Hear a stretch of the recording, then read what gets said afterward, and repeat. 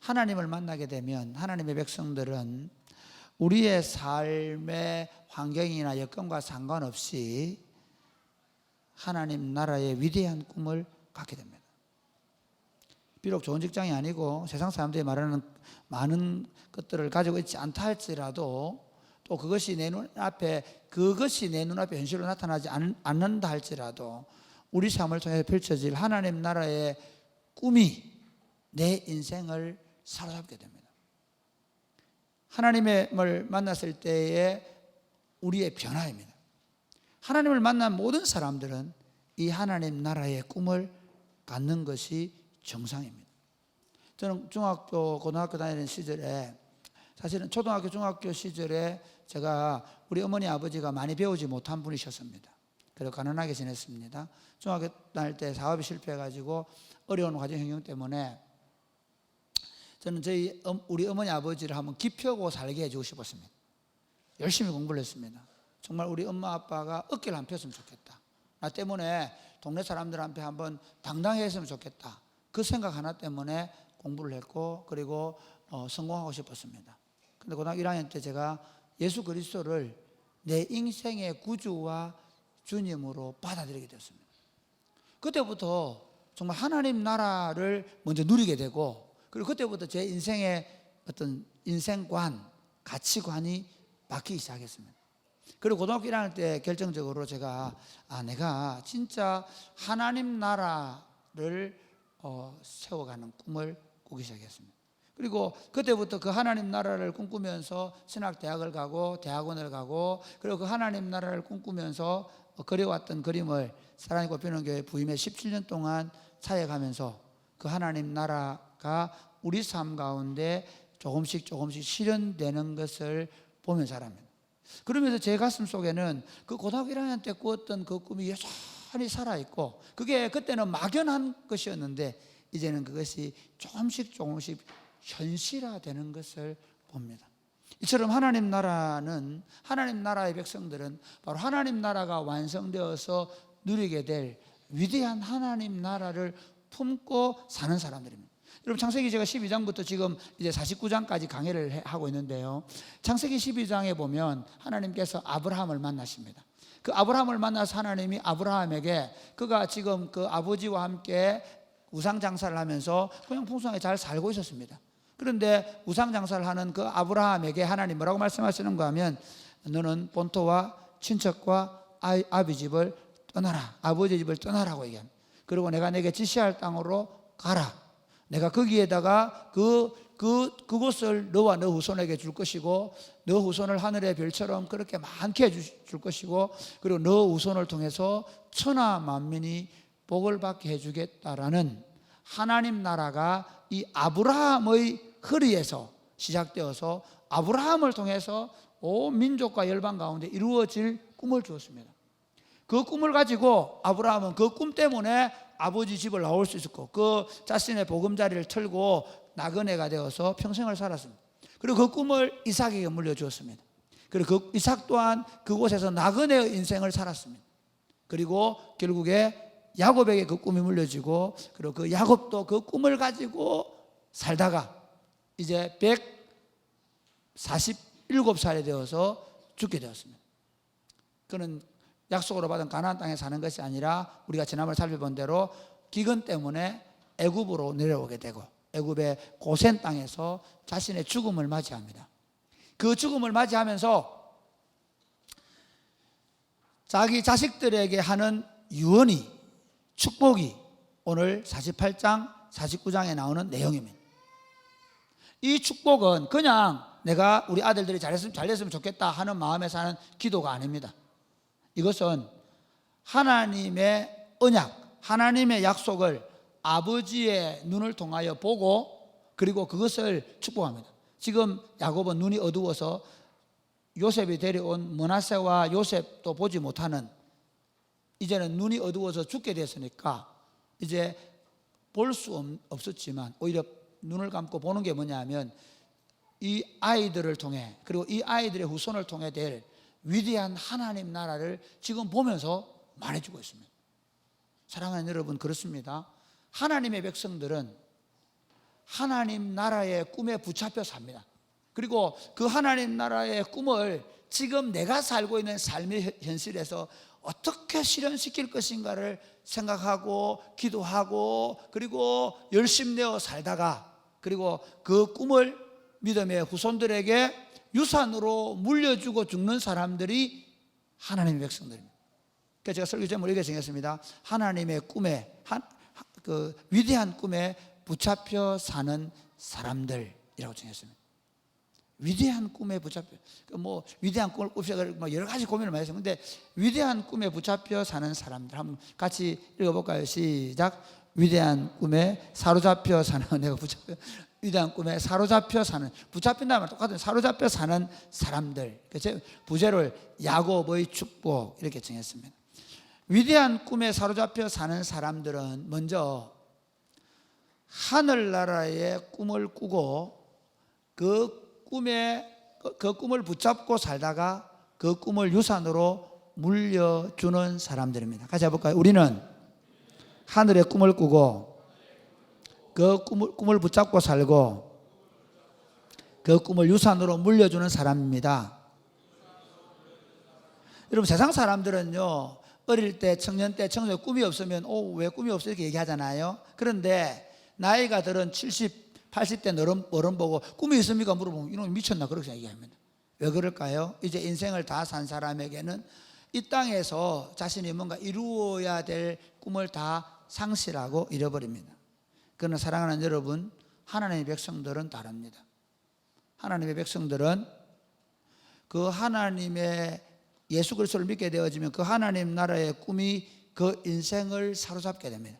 처음에는 희미합니다. 사실 저도 17살 때 제가 청년들에게 복음을 전해야 되겠다 생각했을 때 그냥 막연했습니다. 대학 다닐 때 제가 교회당 옆에다가 축구장을 놨거든요. 대학 3학년 때 경영학을 공부하면서 신학과 학생이 경영학 공부하면서 어떻게 공부할 거냐, 어떤 길 할 거냐, 당신의 미래의 꿈을 그려보십시오 해가지고 마지막 학기에 페이퍼가 뭐였냐면 어떤 가정을 세우고 어떤 삶을 살 것인가를 자기 인생 경영에 대한 꿈을 그려가지고 제가 그때 지금도 기억나는 게 우리는 리포트 글을 썼는데 컴퓨터 안 했으면 우리는 글을 썼는데 그 그림을 하나 딱 그렸어요. 2층 예배당 옆에다가 축구장을 하나 만들었어요. 제가 진짜 내가 하려고 한 게 아니고 해놔놓고 놀랐어요. 내가. 그러니까 우리가 그때는 너무 희미했습니다. 내가 청년들 그 당시 여러분 제가 다니던 교회는 다 모아도 50명이 안 되는 교회였습니다. 교인들 다 모아도. 제가 뭐 큰 교회를 하겠다는 생각이 없었습니다. 그런데 한 사람 한 사람을 예수 그리스도의 제자로 세워서 정말 하나님 나라를 꿈꾸는 사람들을 만들어 가겠다라는 생각을 가지고 여기 왔고 그리고 지금까지 이렇게 걸어오면서 그때 제가 우리 서은성 집사님이나 서은경에 데리고 다니면서 5명 같이 나와가지고 통닭 먹고 이럴 때 서글펐습니다. 뭐 이래 되겠나 이게 말은 하지만 솔직히 그렇다고 해서 안 된다고 안 했습니다. 가끔씩은 그러면 이거 뭐 되겠나 이게 진짜 왔다가 다 도망가 버리고 있잖아요. 정민 사모가 몇 명 데리고 왔던 거 다 도망가 버리고 그 남은 게 뭐 영선이 소라 정도 남아가지고 저 삐리삐리 이게 돼. 근데 제가 얘기는 그때는 그냥 막연한 거였어요. 그래서 목사님 장로님들한테 내가 이런 청년사회 가겠다 그러니까 돈도 안 됩니다. 그 아들은 교회 다 떠납니다. 그렇게 했거든요. 해놔봐야 다 졸업하면 떠납니다. 그래도 해봅시다. 방과학교 할 때 있잖아요. 우리 시골에 노인학교도 안 되는데 무슨 방과학교 얘기거든요. 근데 제가 얘기하고 싶은 건 그때는 막연하던 게 실제로 현실로 주어질 뿐만 아니라 참 감사한 거는 제가 내가 이제 점점 내 인생을 마무리해가지고 요즘 제가 가슴이 뛰는 일이 뭔지 압니까? 우리 장 목사, 우리 박 목사, 우리 서강 목사 가슴 속에 하나님 나라가 보입니다. 나는 혼자 꿈꾸던 것을 이제 우리 교육자 공동체가 처음에 우리 교육자들 사실 그게 잘 안 됐습니다. 제가 꿈꾸는 걸 잘 이해를 못했습니다. 그런데 갈수록 제가 요즘에 급속도로 느끼는 게 제가 우리 교육자를 보면 가슴이 뜁니다. 이 친구들이 우리 사랑이 꼽히는 교회를 디자인하고 사랑이 꼽히는 교회 얘기할 때마다 우리 가슴이 얼마나 뛰는지 모릅니다. 하나님 나라를 함께 세우는 동지자가 생기고 저는 사랑이 꼽히는 교회만 아니라 이제 우리 형제들이 세울 하나님의 교회에 대한 우리 형제들을 통해 세워질 하나님의 교회들에 대한 꿈을 꾸게 되었습니다. 이처럼 하나님의 백성들은요 이 땅을 사는 동안 하나님 나라의 꿈을 꾸고 그것을 현실화시키고 그것을 그 꿈을 죽을 때까지 갖고 있다가 그 꿈을 후손들에게 물려주는 그런 삶을 살게 되는 것입니다. 오늘 본문을 보면 야곱이 그렇지 않습니까? 야곱의 삶 가운데 형님한테 그 하나님 나라의 비전을 가로챌 때 있잖아요. 장자의 축복을 가로챌 때 그것 때문에 죽을 뻔했잖아요. 혼비백산해가 도망가고, 그리고 베델에서 하나님 그를 만나 주시고, 그때 그 야곱이 가진 꿈 막연했을 것입니다. 그런데 보십시오. 야곱이 바단 아람에서 자기 외삼촌 집에 살 때 20년 동안 종살이 했습니다. 얼마나 고달팠겠습니까? 근데 그 세월을 통해서 하나님이 그를 만들어 가시면서 그의 눈에 이제 죽을 때가 되어서 하나님 나라가 그 70명의 자기 후손들을 두고 이제 하나님 나라가 보이는 겁니다. 사실 이루어진 게 아무것도 없습니다. 그 히브리서에 보면 그렇게 얘기합니다. 아브라함과 이삭과 야곱과 이 사람들은 믿음의 조상들이 간 길은 약속을 받았으나 이루어진 게 하나도 없는 거예요. 그럼에도 불구하고 그들은 마치 그 하나님 나라를 보는 것처럼 하며 살 수가 있었다는 것입니다. 사랑하는 여러분, 이게 구약의 이스라엘 백성들은 보면 사실 이 족장들의 시기, 아브라함과 이삭과 야곱의 시기는 하나님 나라의 관점에서 보면 이제 계시의 시작입니다. 이해가 되십니까? 이제 하나님 나라의 시작입니다.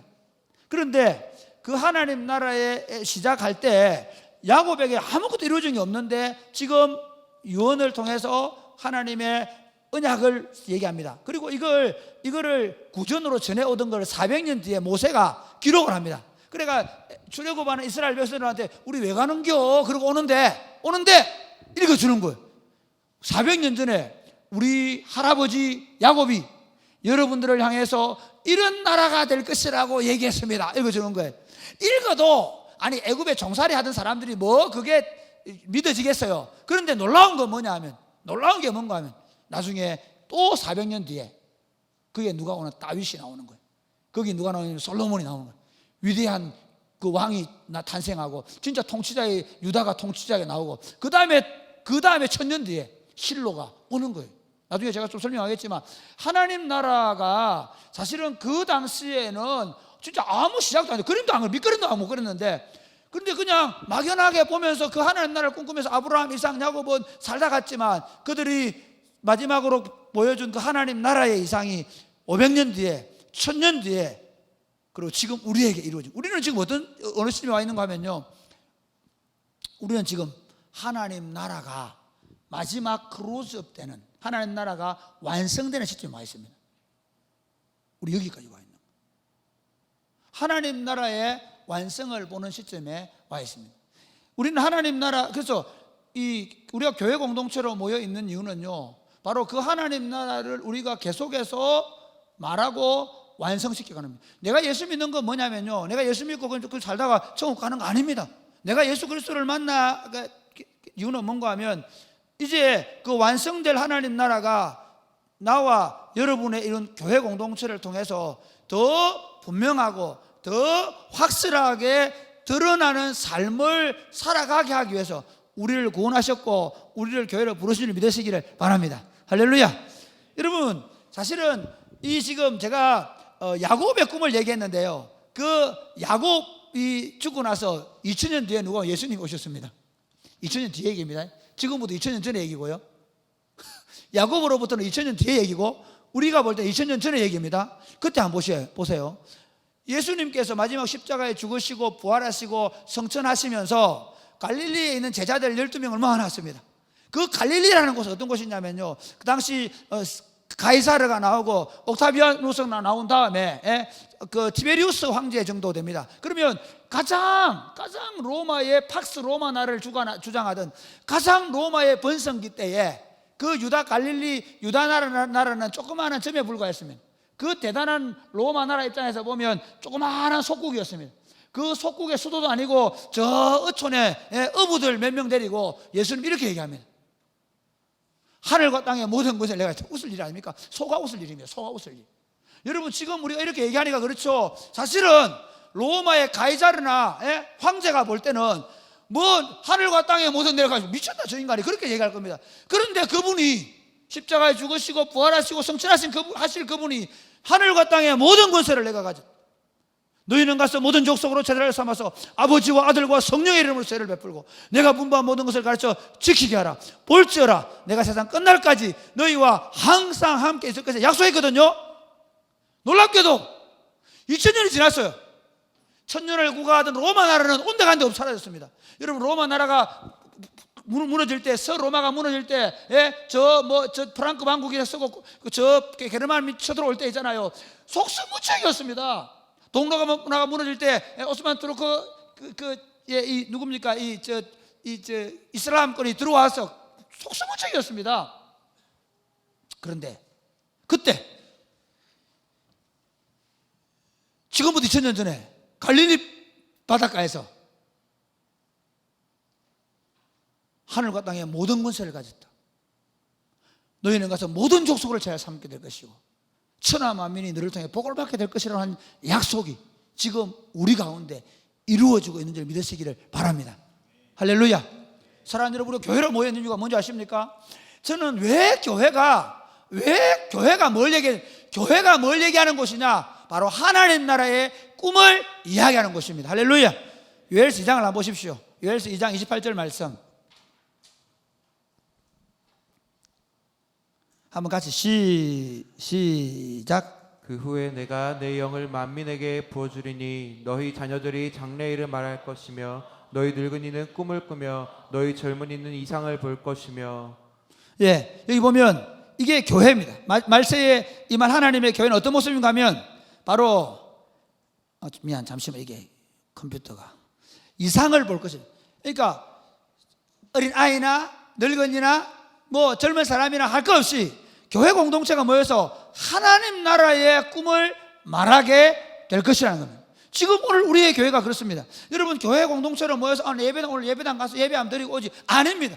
교회 와서 뭐 하느냐면 세상 속에 세상의 야망, 세상의 욕망, 세상의 탐심에 젖어 있는 세상 속에 들어가 보면 우리 그게 함몰되어 버립니다.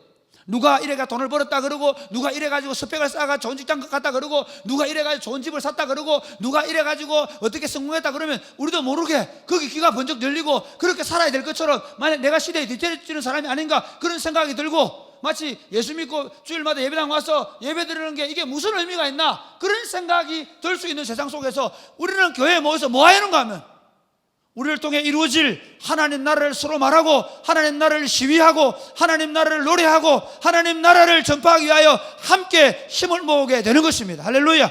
그러므로 사랑하는 여러분, 교회로 모여있는 사람들은 교회라고 말할 때 그 교회는 다른 것을 말하지 않습니다. 그 교회는 하나님 나라를 말하는 것입니다. 그들의 입에, 그들의 마음속에, 그들의 가슴에 뿔붙는 건 뭐냐면 하나님 나라의 이상인 줄 믿으시기를 바랍니다. 아버지가 그렇게 걸어갈 것이고, 할아버지가 되어 그렇게 걸어갈 것이고, 마지막 지금 요셉이 죽을 때가 되어서 야곱이 죽을 때가 되어서 침상에 겨우 일어났어.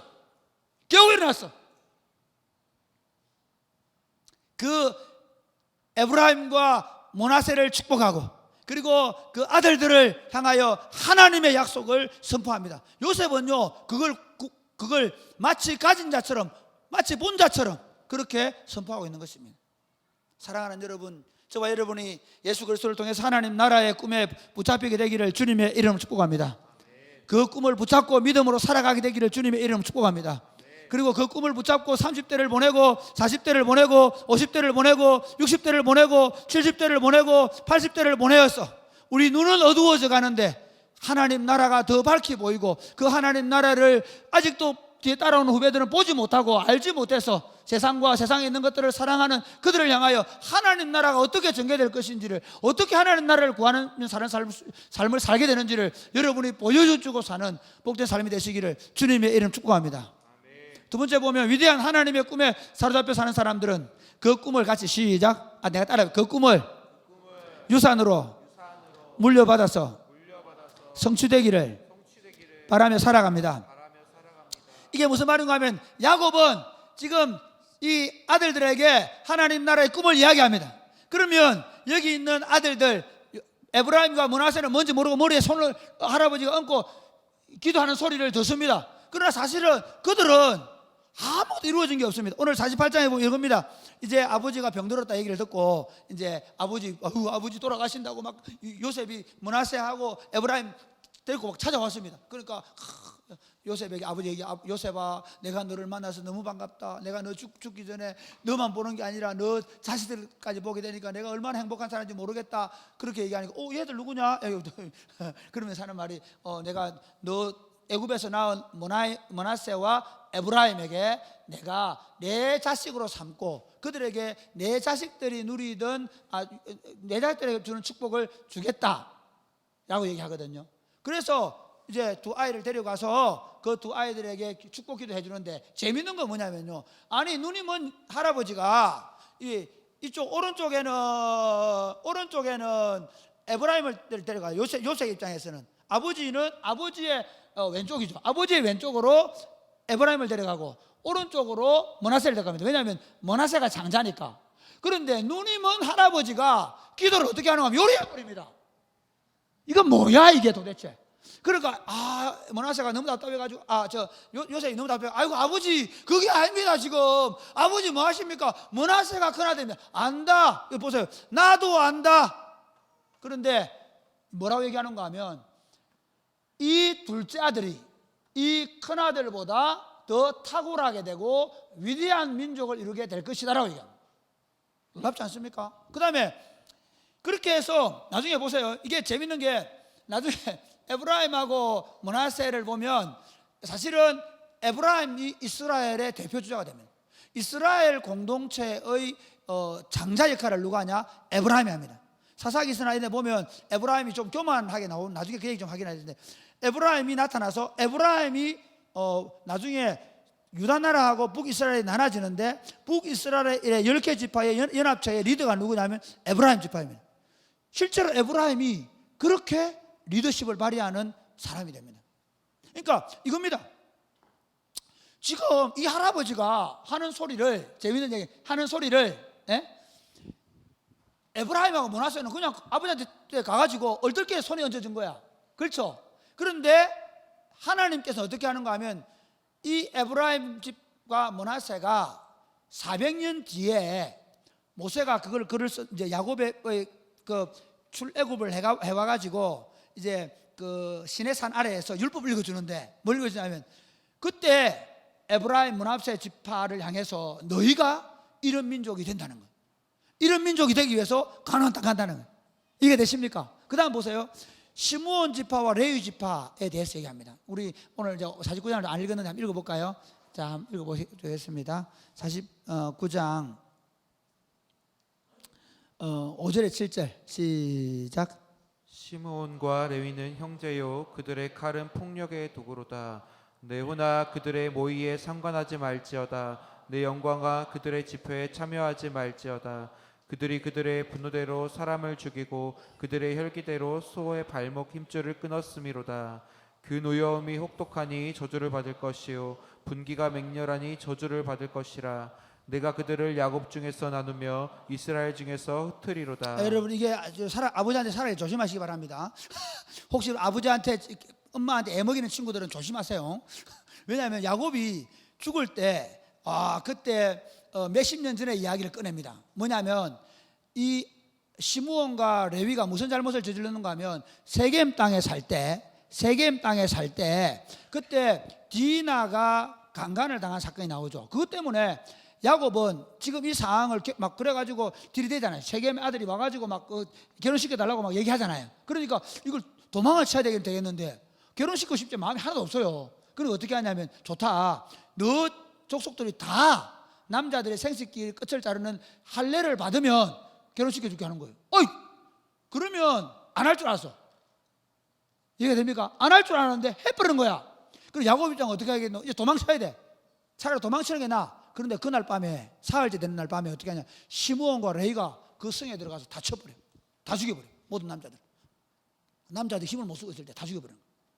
그리고 나서 형제들이 다 들어가가지고 탈취해 온 거예요. 그것 때문에 야곱은 엄청난 일을 당합니다. 완전히 지금 그 가나안 주민들한테 완전히 막 이게 쫓기는 시대가 된 거예요.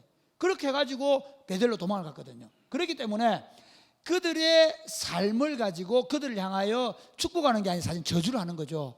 너희들은 어떻게 된다? 너희들은 흩어져 살게 된다. 그래서 시므온 지파는 나중에 어떻게 되는가 하면요, 처음에 이 사람 민수기에 보면 59,300명입니다. 숫자가. 20세 이상의 남자가 60만 명이 12지파 60만 명이잖아요. 그러면 시므온 지파가 59,6만 명이면 거의 10분의 1이잖아요.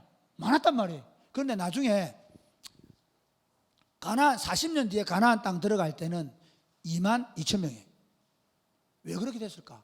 다른 민족들은 오히려 조금씩 불어났어요. 줄어들지 않았어요. 그런데 그 시므온 지파만 줄어들었습니다. 왜냐하면 그들이 바알볼 사건에 연루가 돼가지고 다 죽임을 당한 거예요. 그래가지고 나중에 유다 땅에서 조그마한 기퉁이를 물려받습니다. 여호수아 19장 읽어보실래요? 한번 같이. 네, 시작. 시므온 자손의 이 기업은 유다 자손의 기업 중에서 취하였으니 이는 유다 자손의 분깃이 자기들에게 너무 많으므로 시므온 자손이 자기의 기업을 그들의 기업 중에서 받음이었더라. 시므온은 나중에 자기 기업도 받지 못하고 너무 숫자가 적어가지고 유다 땅이 너무 많아가 조금 남는 유다 남쪽 그 땅 받아가지고 살다가 사실은 시므온은 그 이스라엘 역사에서 흔적도 사라져 버립니다. 레위는 어떻게 되냐? 레위는 48개 성읍으로 흩어져서 나중에 제사장 역할을 하면서 그 다음에 하나님의 때 제사를 각 족속들을 지파들을 섬기는 제사장이 어쨌든 흩어져 살게 돼. 그래서 시므온과 레위 재밌죠? 아니 할아버지가 죽으면서 그 미리 하나님 나라가 어떻게 임할 것을 보고 말했던 게 그대로 현실로 된다는 얘기를 지금 하는 거예요. 그 다음 유다를 보세요. 유다. 우리 다시 한번 좀 피곤해한데 한번 읽어볼까? 유다. 우리 다시 49장 어디지? 한번 보자. 그 다음에 펴봐. 그래. 시작. 유다야 너는 내 형제의 찬송이 될지라 내 손이 내 원수의 목을 잡을 것이요 내 아버지의 아들들이 내 앞에서 절하리로다. 유다는 사자 새끼로다. 내 아들아 너는 움킨 것을 찢고 올라갔도다. 그가 엎드리고 웅크림이 수사자 같고 암사자 같으니 누가 그를 범할 수 있으랴. 규가 유다를 떠나지 아니하며 통치자의 지팡이가 그 발 사이에서 떠나지 아니하기를 실로가 오시기까지 그리하리니 그에게 모든 백성이 복종하리로다. 그의 나귀를 포도나무에 매며 그의 암나귀 새끼를 아름다운 포도나무에 맬 것이며 또 그 옷을 포도주에 빨며 그의 복장을 포도즙에 빨리로다. 그의 눈은 포도주로 인하여 붉겠고 그의 이는 유로 말미암아 희리로다. 유다는 보면 똑같습니다. 사실은 지금 야곱 할아버지가 볼 때 유다를 향해 사는 축복이 이제 그 400년 뒤에 모세가 쓴 기록에는 이렇게 되어 있는 거예요. 유다 너는 사자 새끼 같다. 그래서 강력한 사람이 될 거다. 그리고 규가 너를 떠나지 않을 것이다. 왕의 지팡이가 내게 있어. 그 말에 무슨 말이냐면 왕이 될 것이라는 얘기예요. 근데 유다는 사실 나중에 언제 그렇게 되느냐면요. 지금 야곱이 말하고 나서 1000년 뒤에 한 900년 뒤에 왕이 나와요. 누가? 다윗 왕이 나오죠.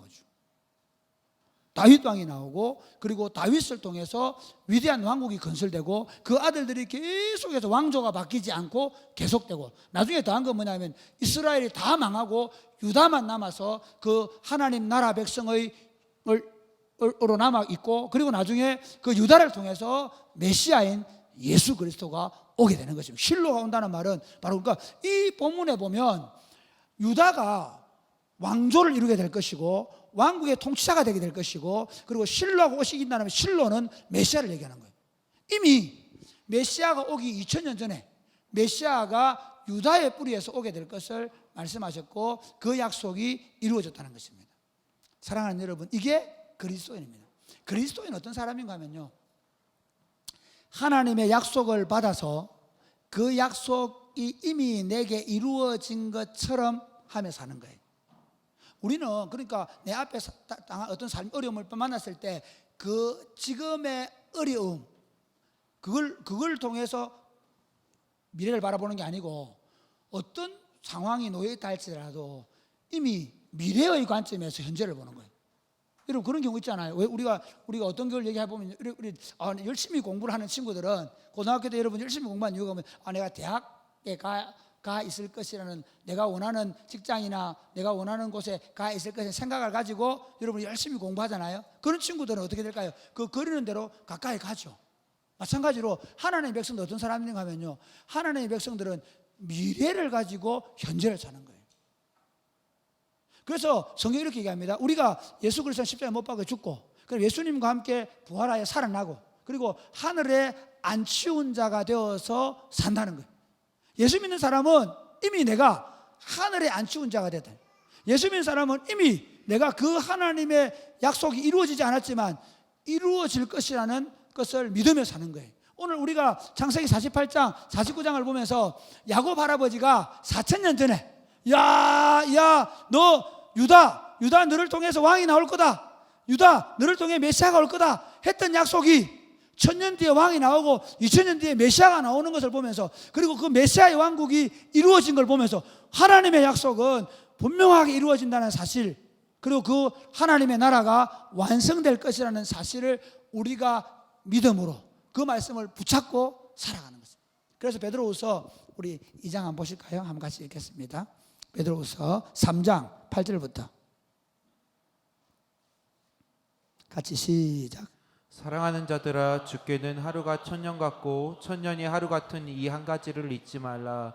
주의 약속은 어떠니 더디다고 생각하는 것 같이 더딘 것이 아니라 오직 너희를 대하여 오래 참으사 아무도 멸망하지 않고 다 회개하기에 이르기를 원하시느니라. 그러나 주의 날이 도적같이 오리니 그날에는 하늘이 큰 소리로 떠나가고 체질이 뜨거운 불에 풀어지고 땅과 그 중에 있는 모든 일이 드러나리로다. 이 모든 것이 이렇게 풀어지리니 너희가 어떤 사람이 되어야 마땅하뇨.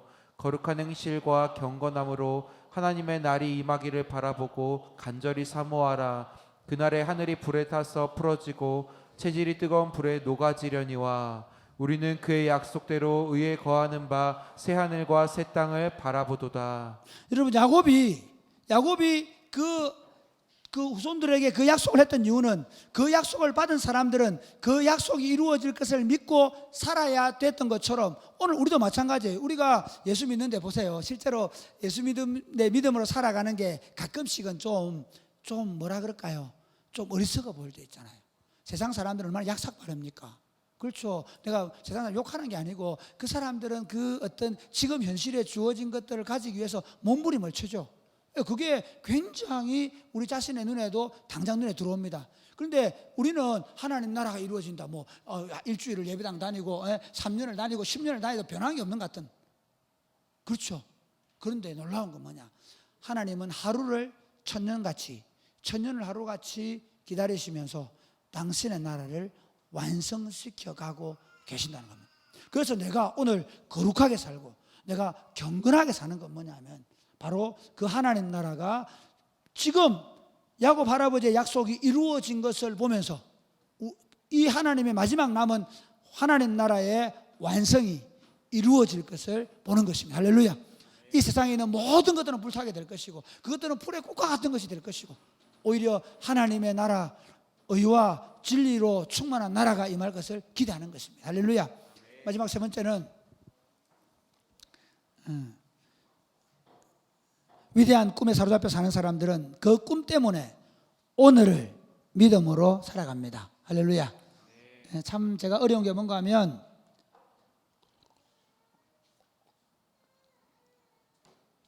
청년들에게 오늘 믿음으로 살아가는 것이 무슨 의미입니까? 라고 말해 참 답해주기가 쉽지 않습니다. 오늘 내가 믿음으로 산다고 해서 그것이 값으로 나타나지 않습니다. 오늘 내가 믿음으로 산다고 해서 그 믿음으로 산 결과가 나타나지 않습니다.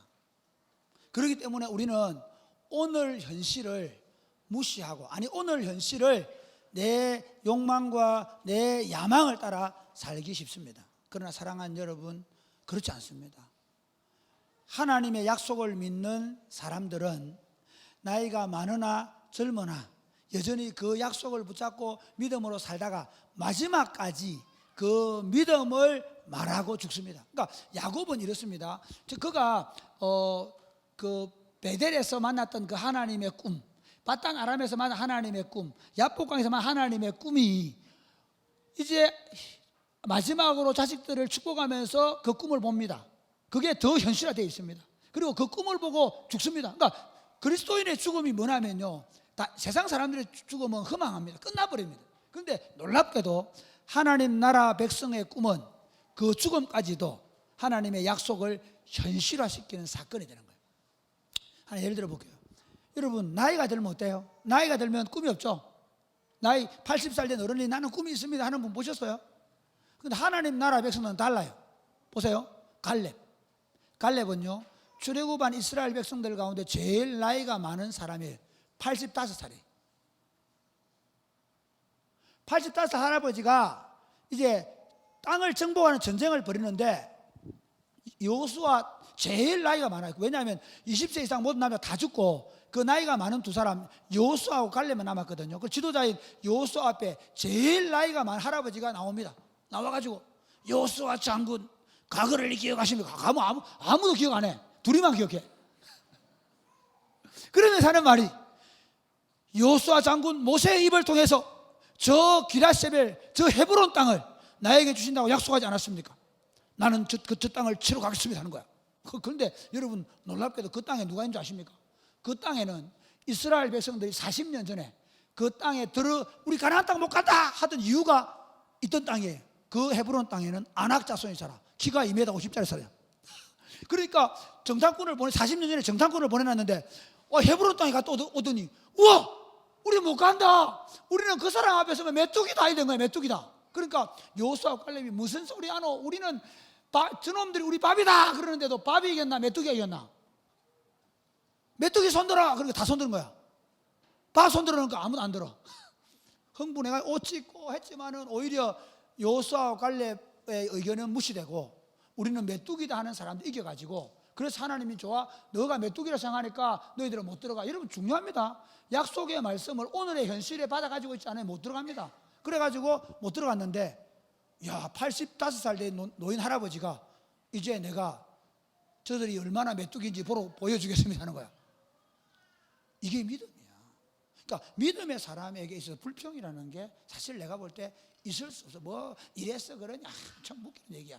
믿음의 사람에게 있어서 정말 중요한 게 뭐냐면 하나님의 약속이면 된다는 거야. 85살 된 노인이 하나님께서 주신 약속을 붙잡고 그 꿈을 꾸면서 그 기라세벨에 쳐들어가 가지고 헤브론 땅을 아낙 자손을 쳐부수고 하나님 그곳을 자신의 영지로 만든 이유가 뭐냐면 하나님의 백성들은 나이가 안 들어서 힘이 없고 못 배우고 가진 게 없어도 하나님의 약속의 말씀을 비전으로 삼고 살기만 한다면 그 꿈이 현실로 되는 줄 믿으시기를 바랍니다.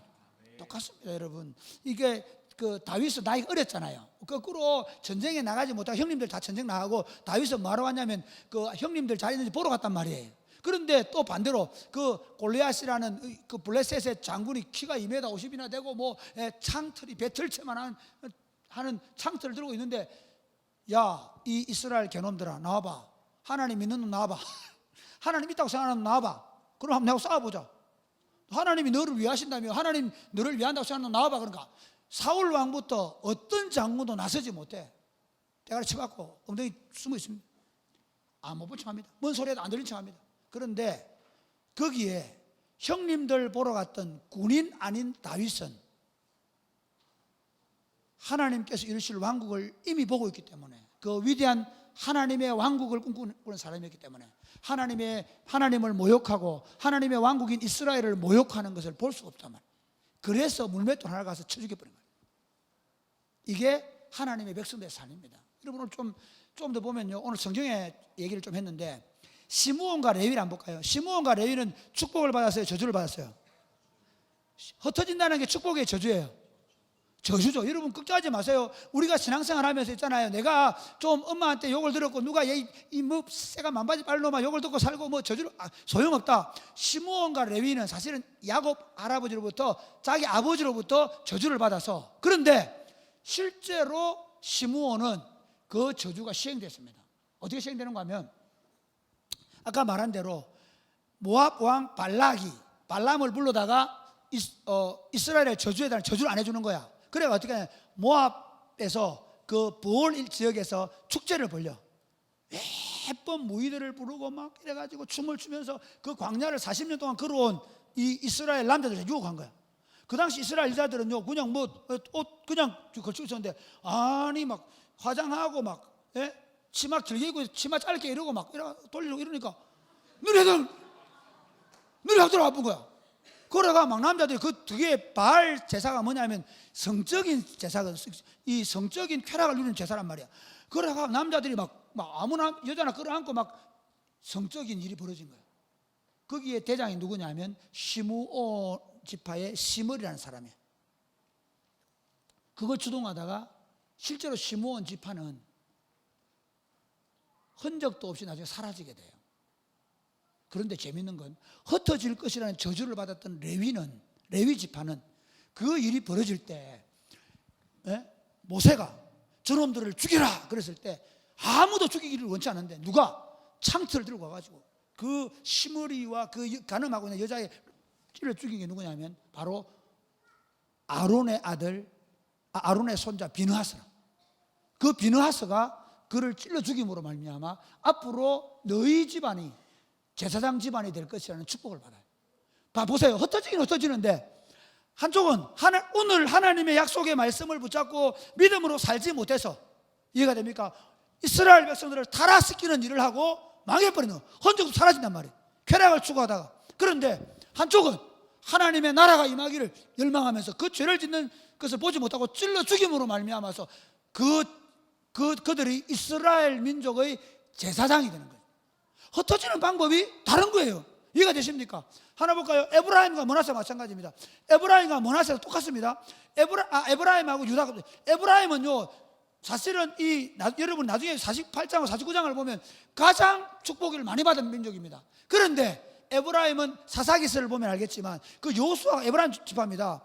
그래서 에브라임은 나중에 북이스라엘의 수장이 됩니다. 그런데도 그들은 교만해가지고 BC 722년에 북이스라엘이 망할 때 흔적도 사라집니다. 그런데 이 약속을 받은 유다 지파는 하나님의 마음에 합한 사람 다윗이 천년 뒤에 나옵니다. 그 다윗의 후손들이 다윗의 마음을 가지고 하나님을 섬김으로 말미암아 다윗을 뿌리에서 메시아가 나오는 복을 받습니다. 무슨 얘기하고 싶은가 하면 꿈만 꾸는 사람은 아무것도 안 됩니다. 하나님 나라는 그냥 꿈꾸고 있으면 되는 게 아닙니다. 하나님 나라는 그 하나님 나라의 꿈을 믿고 오늘을 믿음으로 살아가는 겁니다.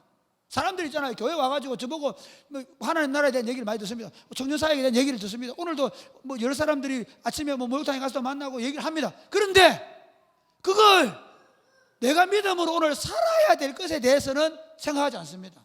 여러분 마찬가지입니다. 여러분 하나님 나라의 꿈이 있다면 그 꿈이 내 삶 가운데 현실로 되려면 어떻게 되냐, 그 꿈을 붙잡고 오늘 믿음으로 살아야 됩니다. 예를 들면 교회가 내가 이 반석이 내 교회를 세울 음부의 권세 이기지 못한다 약속을 받았잖아. 그런데 오늘날 한국교회는 어떻습니까? 그 교회 공동체가 하나님의 말씀을 붙잡고 믿음으로 살면 음부의 권세를 깨뜨립니다. 저는 그렇게 확신합니다. 그러니까 우리 사랑이 꼽히는 교회가 시골에 있고 소용없습니다. 하나님의 약속을 붙잡고 단 10명이라도 20명이라도 하나님의 약속이 이루어질 것을 오늘 믿고 믿음으로 살아가면 반드시 사랑이 꼽히는 교회는 승리의 노래를 매일같이 부르게 될 것입니다. 할렐루야. 저는 여러분이 행복모임 스포츠할 때 간증을 하거나 제가 우리 하준이가 지난번 전도여행 가서 한잔할 때 울었습니다. 왜? 내가 하나님께서 내게 보여주셨던 어렴풋이 보여주던 꿈을 주름이 말을 하는 거, 주름 입으로 미칩니다. 여러분 하나님 나라의 꿈을 꾸는 사람들은요 왜 매일같이 흥분할 수밖에 없는가 하면 그 꿈을 현실로 보는 겁니다. 왜? 그걸 믿고 그걸 기대하고 좀 힘들지만 욕을 듣기도 하지만 그래 억척같이 그 믿음을 따라 살아가면 되는 것입니다. 하나님 예수님께서 우리에게 온 것은 도적질을 온 게 아니라고 했거든요. 생명을 얻게 하고 더 풍성히 얻게 하러 오시다는 사실 믿으시기를 바랍니다. 예수님을 믿고 그래서 내가 그분을 붙잡고 믿음으로 걸어가면 생명과 풍성함이 있는 것입니다. 내가 그걸 가지겠다고 세상의 권력과 물질의 욕심이 안 젖어 있어도 하나님 예수 그리스도를 붙잡고 믿음으로 살면 사실 경제적으로 많아서 행복한 거 아닙니다. 권력을 가져서 5급 공무원이 되고 대단히 높은 사람이 되어서 행복해지는 게 아닙니다. 예수 그리스도가 내 안에 들어와서 내 삶을 지배하게 되어지면 생명과 풍성함은 거기 있는 것입니다. 할렐루야. 그걸 누리는 겁니다. 마찬가지입니다. 여러분 우리 오늘날 스트레스가 많다, 걱정이 많다 그러는데 와 그거 맞습니다. 다 있습니다. 그런데 한번 보십시오. 이 약속을 그대로 믿고 아무것도 염려하지 말고 오직 모든 일에 기도와 간구로 너희 구할 것을 감사함을 하느라. 그래야면 모든 죄가 있던 하나님의 평강이 너희 마음과 생각을 지킬 것이라고 약속한 걸 믿고 있잖아요. 여러분이 직장 생활할 때 힘들고 스트레스 받을 때 그걸 스트레스로 받지 말고 뭘로 받으라고? 기도 제목으로 받고 그걸 가지고 하나님 앞에 나와서 하나님을 믿고 감사함으로 기도할 때 하늘의 평화가 여러분의 것을 믿으시기를 바랍니다. 그러다가 믿음으로 살다가 환란이 왔단 말이야. 그럼 환란이 온다고 해가지고 아이고 나 죽었네 끝났네, 그게 아니고 환란 날에 나를 부르라, 내가 너를 들으리니 네가 나를 영화롭게 하리라. 그게 하나님의 약속이고 그게 우리가 받은 기업이란 말이야. 그래서 어렵고 절망스럽다고 낙심하는 게 아니라 환란 날에 하나님을 이름을 부르면서 하나님께서 내가 이 환란 때문에 하나님의 이름을 영화롭게 할 것에 대한 확신을 가지고 기도할 때 하나님의 이름을 영화롭게 하는 자들로 살아야 될 믿으시기를 바랍니다. 말씀 맺겠습니다. 저는 이 설교를 준비하면 제 가슴이 뛰었습니다. 죄송하지만 참 감사하게도 저는 하나님 나라의 꿈이 제 17살 때 제가 예수 그리스도를 만나고 나서 변함없이 지금까지 여전히 계속되고 있어요. 저는 설교를 준비할 때마다 제 가슴이 뜁니다. 이 청년들을 제가 사실은요, 제가 18살 때 봄에 주일 새벽 기도를 마치고, 지금도 생생한 게 뭐냐면 새벽 기도를 마치고 산에 올라가서 무슨 꽃, 빨간 분홍색 꽃 뭐고, 진달래 꽃을 뜯어다가 거기 책상 위에 올려놓고, 그 다음에 같은 교회 누나들하고 새벽기도 마치고 산에 올라가 진달래 꽃 뜯어놓고 아침에 식사를 하는데, 그때 밥하고 그 다음에 간장 쫑지에다가 마늘 쫑이죠. 마늘 쫑지를 넣고 딱 밥하고 마늘 쫑지하고 이렇게 먹으면서 기도를, 제가 한번 옛날에 몇 번 얘기했을 건데, 그때 저는 하나님 나라를 봤습니다. 저는 그 전까지 어떤 생각했냐면요, 진짜 저는 그 전까지 진짜 죄송합니다, 그때 야간 학교 다니고 그래서 막 밤에 공부하고 낮에 일하는 친구들 보면서 쟤들 인생은 뭐야? 쟤 어떻게 살아? 좋은 대학에 가서 좋은 직장을 가지자 인생이 행복할 줄로 생각하며 살았는데, 제가 예수님을 만나고 나서 그 몇 개월 동안의 변화가 뭔가 하면, 그날 제가 눈을 감고 아침 식사 시간에 기도를 하는데 하나님 나라를 만났습니다.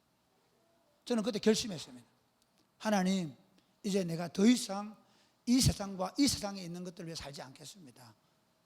이제부터 내가 만나는 청소년들, 청년들에게 예수의 복음을 말하겠습니다. 이거 하나만으로 충분히 가슴 뛸 수 있습니다. 마늘 쫑지 하나 넣고 밥을 먹지만 여기 우리 하늘나라를 누리고 있습니다. 저는 이거 얘기하겠습니다. 이거 증거하겠습니다. 이것이면 충분합니다. 그래서 거기 매여서 지금까지 걸어왔습니다.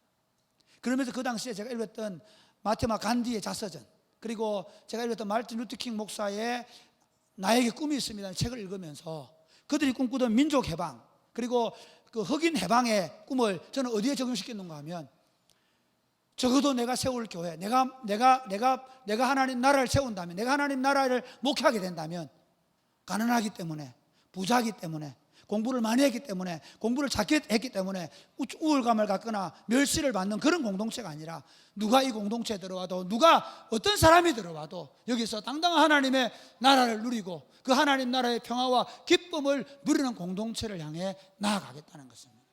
사랑하는 청년 여러분, 여러분 예수 그리스도를 만나심으로 하나님 나라의 꿈을 발견하셨습니다. 우리가 전하는 이 복음이 한 영혼을 살려내고, 한 가정을 살려내고, 한 민족을 살려내어서 그들로 하여금 진짜 사는 게 무엇인지를 분명하고 확실하게 보여줄 다 믿으십니까?